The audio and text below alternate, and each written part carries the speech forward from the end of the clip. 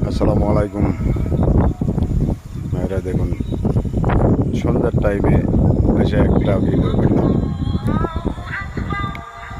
প্রচণ্ড ধারে বাতাস বইছে। দেখুন গাছগাছালি কি অবস্থা।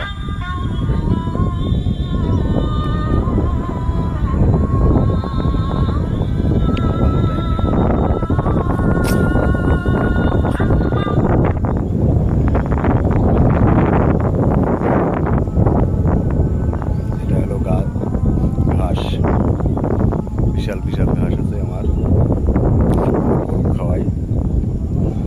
কিছু কাটিছি আর কিছু আছে, এটা দিয়ে আরো মাস যাবে। এই সাইডে আরো